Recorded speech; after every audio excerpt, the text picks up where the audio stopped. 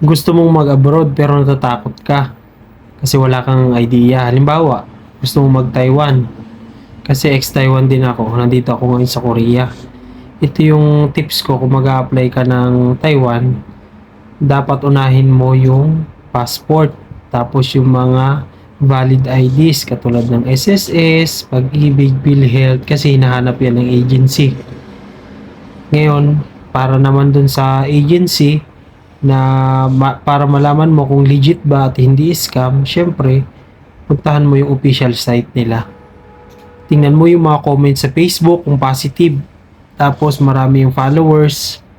Tapos latest yung mga posts. Yan.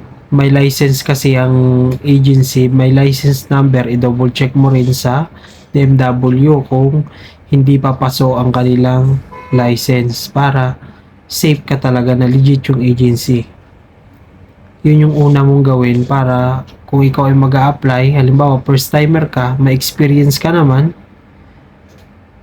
mas safe ka na makapag-apply abroad.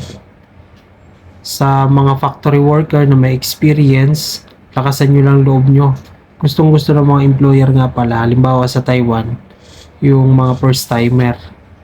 Hindi kasi nga daw, hindi para matitigas ang ulo. Yun yung kadalasan talaga tinatanggap nila.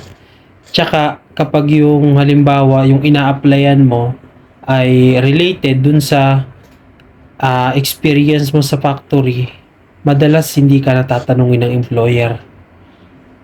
Kumbaga, konting tanong na lang. Tapos pag nasagot mo ng diretso at eksakto yung dahil nga may experience ka sa ganung trabaho, mabilis kang matatanggap. Yan yung yan yung base sa experience ko yan.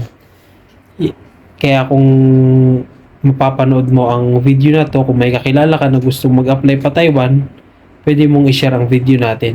At i-follow mo na rin ako sa aking YouTube channel at sa aking Facebook para sa mga dagdag tips. Yun lang, kahugas.